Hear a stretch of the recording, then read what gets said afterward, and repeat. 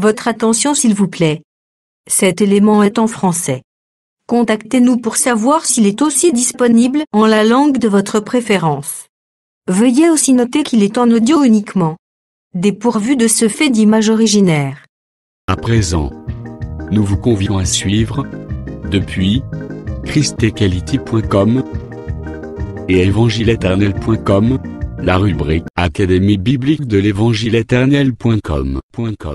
Elle est présentée aujourd'hui par le prophète Jean Bosco Mbombi, ministre de l'Évangile éternel. Recherchez-vous les enseignements du prophète Jean Bosco Mbombi, allez sur christequality.com ou sur évangile-éternel.com/jbmbombi.html. Les enseignements sont disponibles en texte, audio et vidéo. Surtout, ne partez point sans souscrire à l'une de nos chaînes YouTube qui correspond à votre version linguistique. Souscrivez s'il vous plaît. Bonne édification au nom de notre commun Seigneur et Dieu Jésus-Christ. Amen.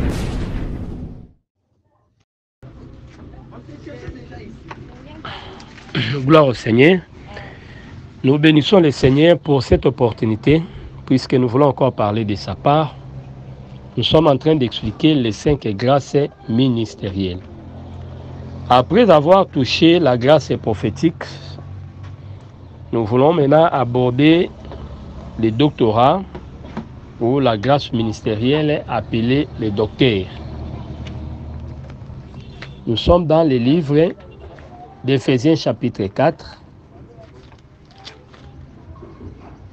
versets 11 à 12. Éphésiens chapitre 4,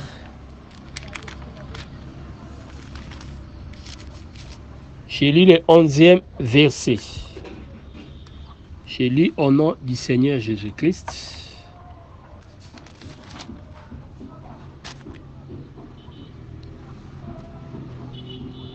C'est lui qui a fait des dons.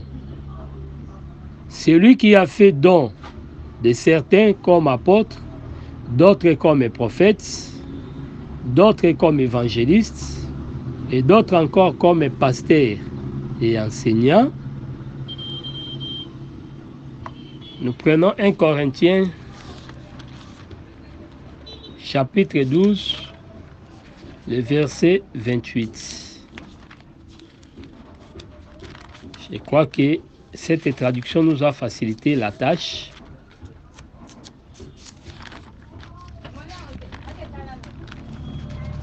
« 1 Corinthiens chapitre 12, le verset 28. C'est ainsi que Dieu a établi dans l'Église, premièrement les apôtres, deuxièmement les prophètes, troisièmement des enseignants. » Gloire au Seigneur. Alors, par définition, celui qu'on appelle docteur, c'est l'enseignant par excellence. Donc, le docteur, c'est l'enseignant par excellence. Le docteur, c'est aussi le père de la connaissance.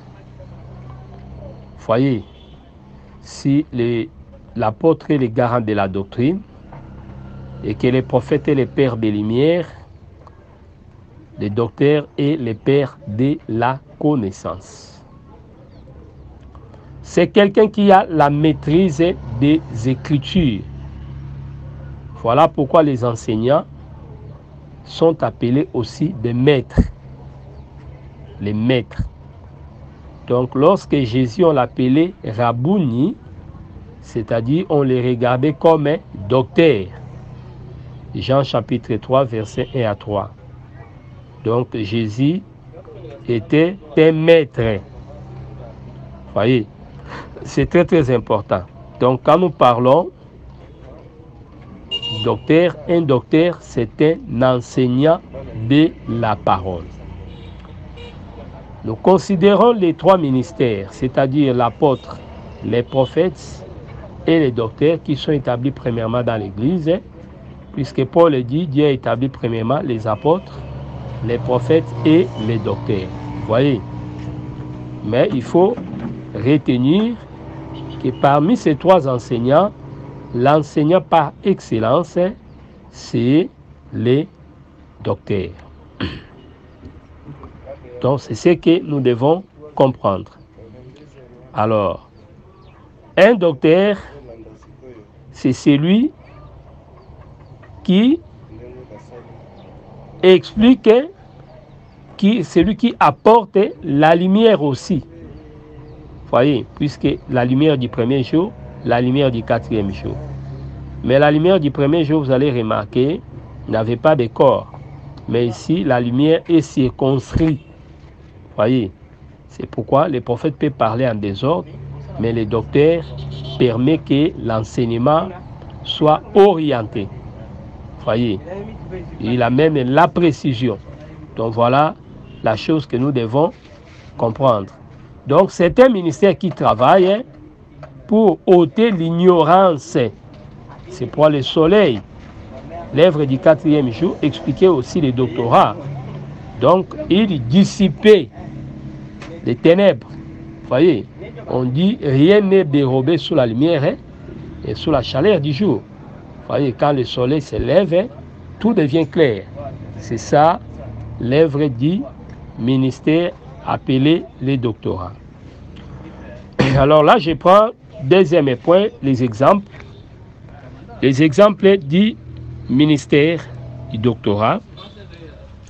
Nous prenons d'abord dans l'ombre Moïse qui remplissait les 5 grâces ministérielles, puisqu'il était l'ombre de Christ.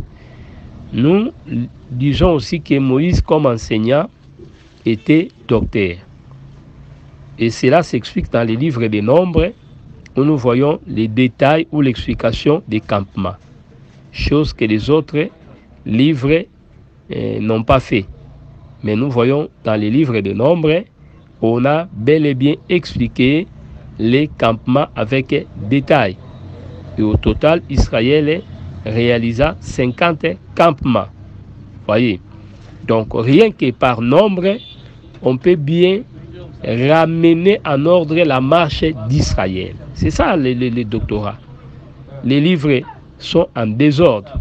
Mais quand vous donnez à un docteur de pouvoir travailler, il va mettre de l'ordre dans Apocalypse, dans Ézéchiel, dans bien des récits bibliques.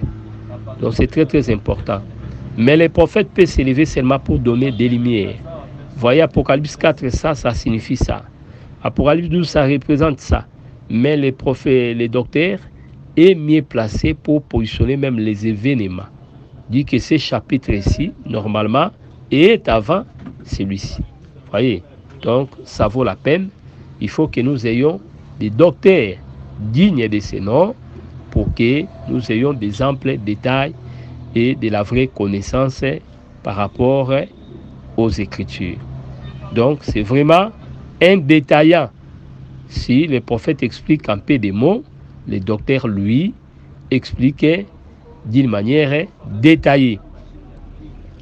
Alors, l'exemple, nous avons parlé de Moïse, nous voyons cet exemple-là.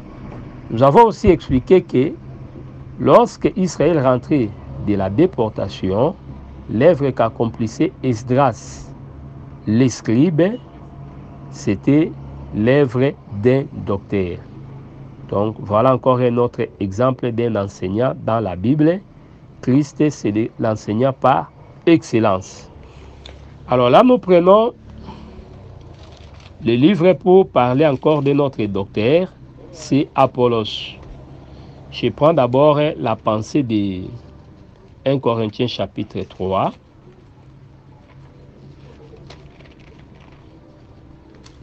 La Bible dit qu'il était un homme versé dans les Écritures. Mais si nous prenons ces raccourcis, ça peut déranger. Quelqu'un dirait tout ministre est versé dans les Écritures. Mais pour Apollos, nous allons expliquer ça en commençant par 1 Corinthiens 3, 6e verset. J'ai lu au nom du Seigneur Jésus-Christ. Moi j'ai planté, Apollos a arrosé, mais Dieu a fait croître. Merci. Moi j'ai arrosé. Moi j'ai planté plutôt, Apollos a arrosé. Voyez. Apollos qui a arrosé, c'est l'enseignant. Paul a travaillé comme l'apôtre et après il a laissé à l'enseignant de pouvoir arroser pour que la croissance soit meilleure. Et Dieu qui fait grâce, c'est Dieu qui va contrôler toutes les choses. Donc l'œuvre d'arroser, c'est le fait d'apporter de la connaissance. Lorsqu'on met les fondements, 1 Corinthiens chapitre 3, de 10 à 11, écoutez ce que Paul dit, nous sommes dans le même chapitre. 1 Corinthiens chapitre 3, versets 10 à 11. Conformément à la mission que Dieu, dans sa grâce, m'a confiée, j'ai posé chez vous le fondement comme un sage architecte. À présent, quelqu'un d'autre battu sur ces fondements, seulement que chacun prenne garde de la manière dont il bâtit. Voyez?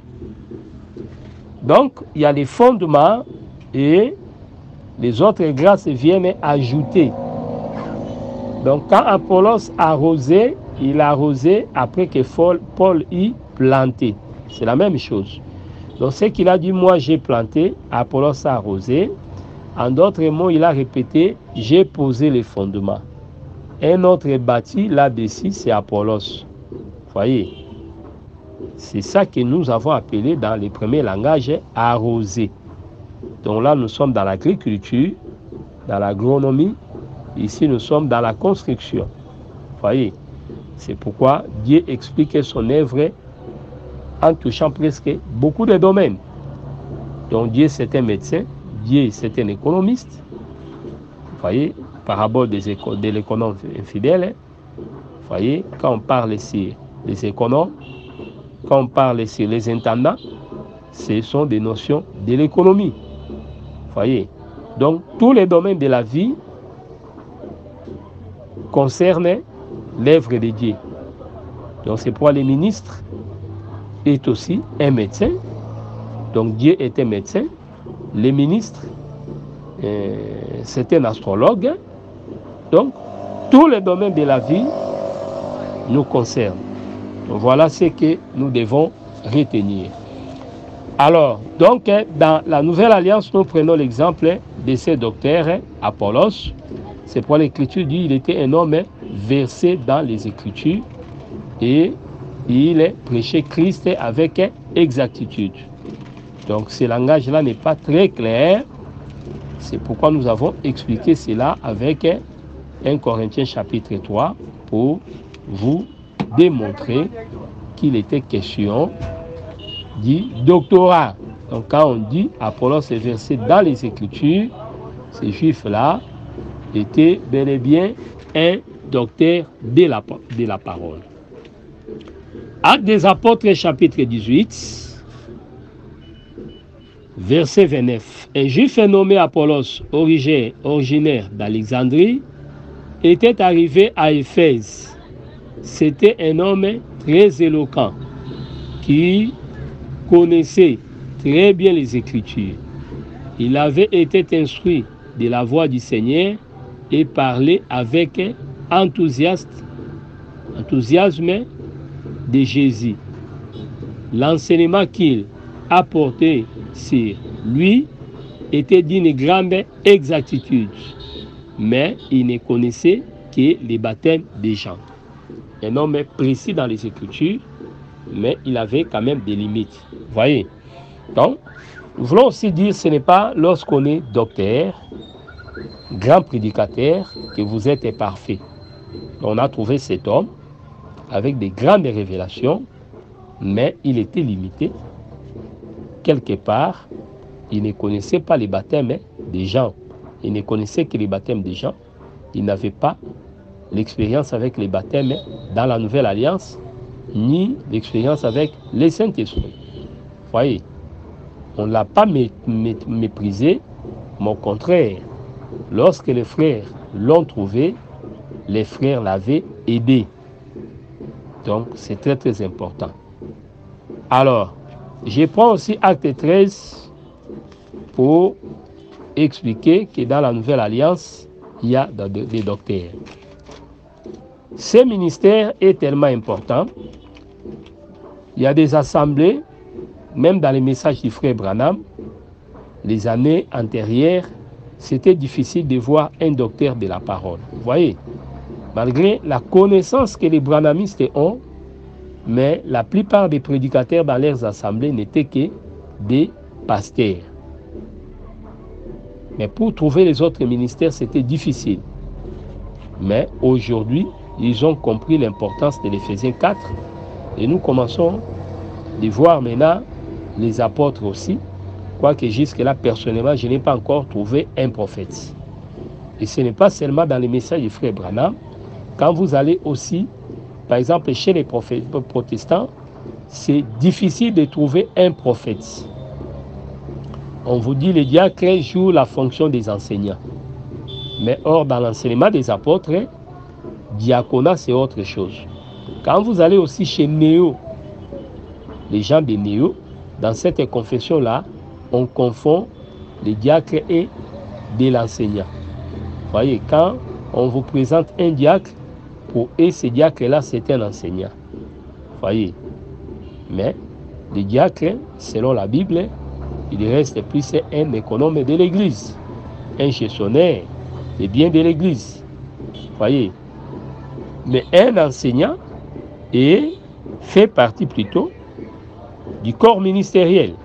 Donc c'est ça la différence. Le diacre n'est pas un ministre de la parole, mais par contre le docteur, c'est un enseignant de la parole. Donc il est temps que nos assemblées revoient les structures qu'on y trouve. Dieu a laissé pour le perfectionnement sainte grâce ministérielle. Donc nous devons avoir aussi les enseignants.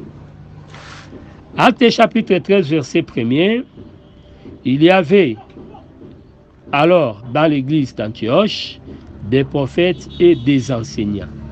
Barnabas, Siméon surnommé les Noirs, Lucus originaire de Cyrène, Manahem qui avait été élevé avec Hérode, le gouverneur, et Saul. Vous voyez, donc dans l'église il y avait les docteurs. Donc aujourd'hui dans nos églises il faut qu'on trouve aussi des docteurs. Alors, troisième point, l'exercice et rôle du docteur. Exercice et rôle du docteur. Comment fonctionnent ces ministères?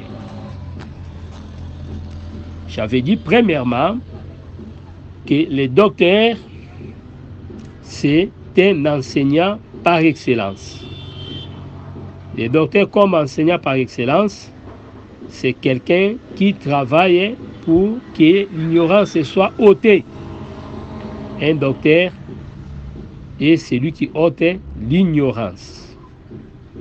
Mon peuple périt par faute de connaissances. Donc lorsqu'il n'y a pas de doctorat, le peuple sera dans l'ignorance. Voyez.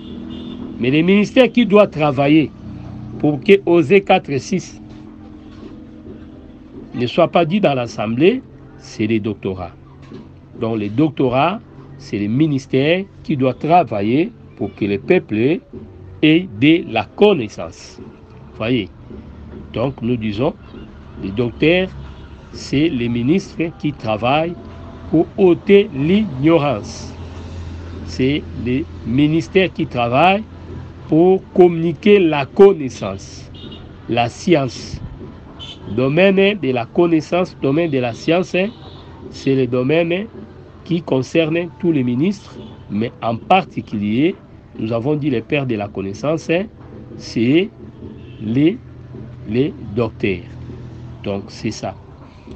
Alors deuxièmement, il se diffère de ses frères enseignants par l'exactitude, la manière d'expliquer et l'exactitude dans les Écritures. Nous prenons le livre de Néhémie, chapitre 8. Quand quelqu'un enseigne et n'explique pas, il laisse des zones d'ombre, nous avons du mal pour dire que c'est un docteur. Un docteur n'est pas un ministre qui complique les choses. Mais c'est comme un enseignant de l'école primaire. Lorsqu'il parle, tout est clair. Voyez, il prend les choses les plus difficiles et les simplifie pour la compréhension du peuple. Donc c'est quelqu'un qui a l'art de la communication pour que l'Église ait de la connaissance. Donc tout le monde, même les petits peuples, soit éclairé. Néhémie chapitre 8, nous commençons par le verset 2. Les premiers jours du 7e mois, Esdras, qui était aussi prêtre, apporta la loi devant l'assemblée, composée d'hommes et des femmes, et tous ceux qui étaient en âge de comprendre ce qu'ils entendaient.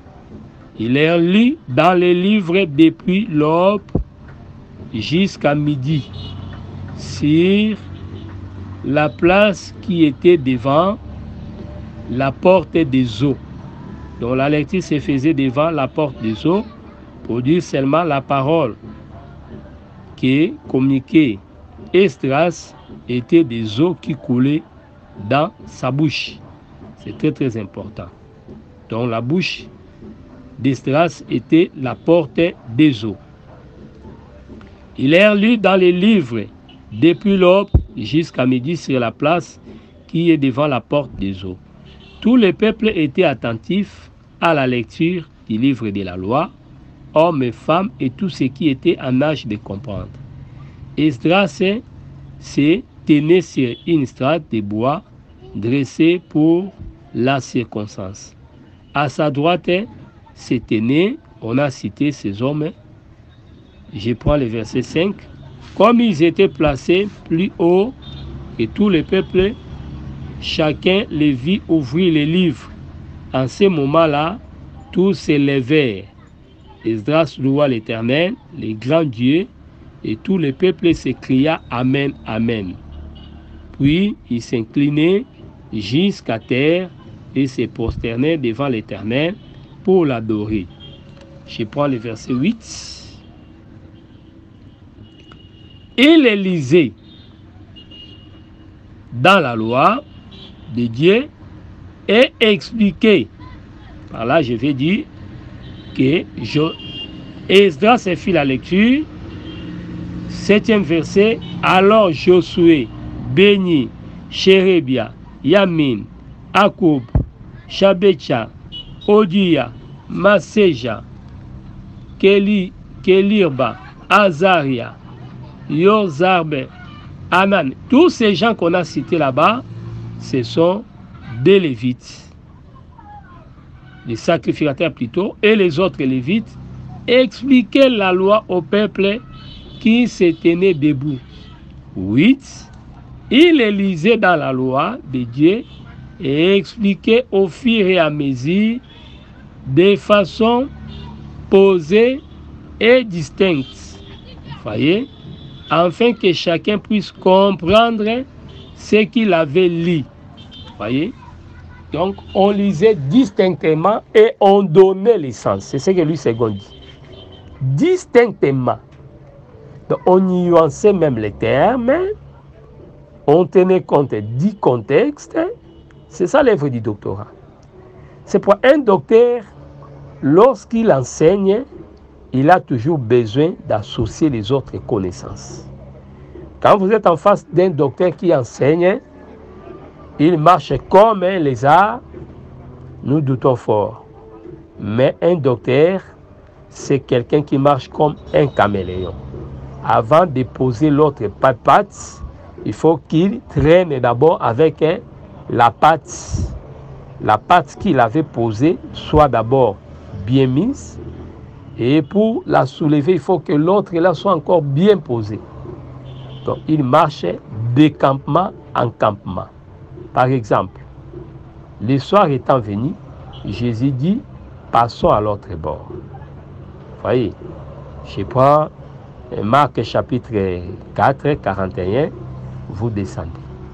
Vous voyez, 35 à 41. Le soir étant venu, Jésus dit, ou le même soir, Jésus dit, passons à l'autre rive. L'enseignement pour les docteurs commence le soir étant venu. Pourquoi c'était le soir? Tout commence là. Mais quand vous voyez quelqu'un sauter des détails comme ça, soit c'est un docteur, mais qui doit encore apprendre, soit il ne l'est pas. Vous voyez? Les soucis du contexte, pour que les gens comprennent, c'était dans quel contexte? Pourquoi cette chose a été dit? Le contexte, c'était quoi? Vous voyez? La localisation, c'était dans quelle ville? Et le docteur a toujours le souci de localiser, de donner même la connaissance sur la ville là. De retourner même dans l'histoire pour expliquer l'importance de cette ville dans l'Antiquité. C'est ça les doctorats. Mais un docteur qui saute les détails, directement à la révélation, c'est un défaut. Donc nous devons comprendre toutes ces choses-là. Donc qui dit docteur, dit explication. Donc il explique d'une manière distincte, en donnant l'essence. Vous voyez? Donc le docteur donne l'essence. Donc voilà ce que nous appelons docteur. Vous voyez? C'est pourquoi dans la maison de la synamie, nous avons toujours expliqué que le docteur, c'est la chaise qu'on avait mis. C'est pourquoi le docteur, c'est celui qui fait asseoir. Vous voyez, le peuple dans la connaissance. Jésus a fait asseoir le peuple dans des verts pâturages. Donc, le docteur est celui qui fait asseoir le peuple dans la connaissance. Vous voyez, c'est pourquoi nos pères disaient toujours que le docteur donne la chaise. Vous voyez, il n'y a pas un verset pour ça. C'est une conclusion par syllogisme, hein, une suite logique, une compréhension qui découle d'une suite logique. Vous voyez, donc c'est comme ça. Alors, autre définition, plutôt, explication qu'on pouvait parler du docteur. Le docteur, c'est aussi quelqu'un qui donne, qui ne torde pas l'essence des Écritures. Là, nous avons utilisé seulement l'anti, on appelle ça quoi? L'antithèse. Quand l'Écriture dit le faux docteur, c'est celui qui tord l'essence de l'Écriture. Donc par là, nous disons le vrai docteur. Le docteur, c'est celui qui ne torde pas l'essence de l'Écriture. Donc voilà ce que nous pouvons encore parler des docteurs. Donc c'est pourquoi Dieu a établi premièrement les apôtres, les prophètes et les docteurs. Donc les docteurs, dans la manière de travailler, doivent toujours travailler après l'apôtre et après les prophètes. Pourquoi? L'apôtre peut expliquer la doctrine sans tenir compte de pourquoi que les femmes se voilent. Il donne l'ordre dans les cultes. Mais celui qui est mieux placé pour expliquer pourquoi la femme doit se voiler, c'est les docteurs. Vous voyez, c'est très très important. Je ne permets pas à la femme d'enseigner ni de prendre l'autorité sur l'homme. Ça reste une doctrine que les gens peuvent appliquer et respecter longtemps. Mais si on demandait à quelqu'un pourquoi la femme ne doit pas prêcher, il dira c'est puisque c'est écrit. Vous voyez, mais la démarche de la démonstration de cette écriture-là, je ne permets pas à la femme d'enseigner, que les femmes se taisent dans les assemblées, c'est le propre du docteur. Vous voyez, donc le docteur, c'est celui qui amène l'explication d'une manière détaillée, c'est l'enseignant par excellence. Donc voilà ce que nous devons retenir du docteur. L'évangéliste. Qu'entendez-vous par évangéliste ou qu'est-ce que nous retenons de l'évangéliste? L'évangéliste.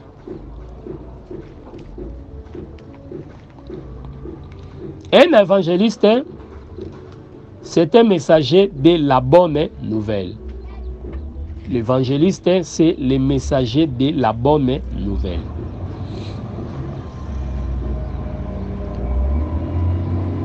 Je donne un exemple de l'évangéliste.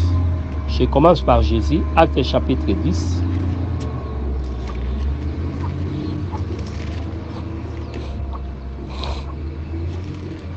Acte 10, 38.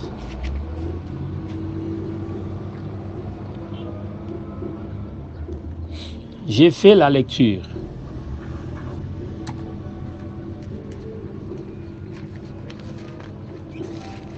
Acte 17, 38, l'Écriture déclare ceci.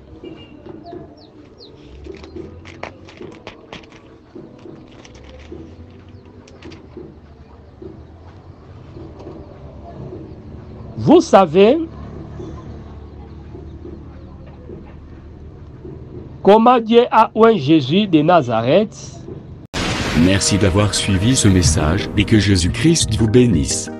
Si vous avez une question à l'intention de l'homme de Dieu, si vous voulez que l'homme de Dieu prie pour vous, si vous voulez vous confier à l'homme de Dieu, ou si vous voulez tout simplement bénir l'homme de Dieu, contactez-le directement si ses coordonnées sont disponibles depuis sa page. Sinon, contactez-nous et nous lui transmettrons vos préoccupations.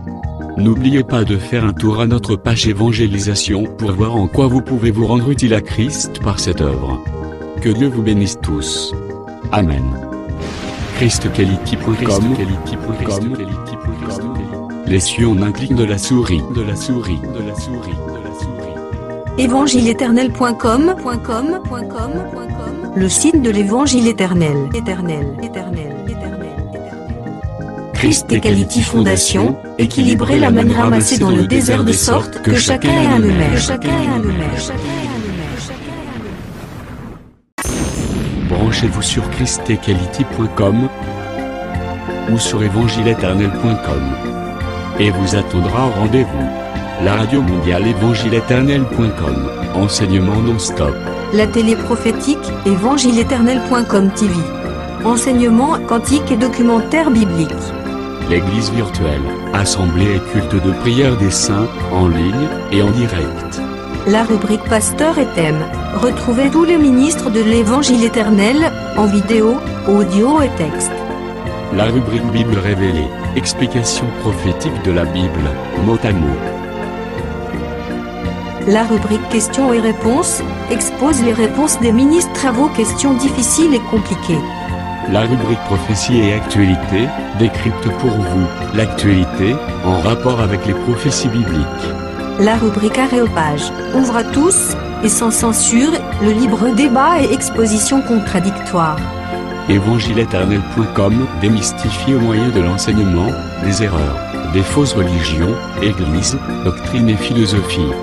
Nos enseignements confrontent l'apostasie et les idées préconçues pour vous attacher à la saine doctrine. Vous y trouverez de l'exhortation, du réconfort spirituel et de l'incitation à vous sanctifier.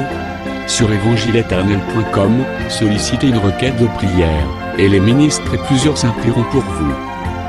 Retrouvez des cantiques chantés par des saints et des cantiques instrumentaux.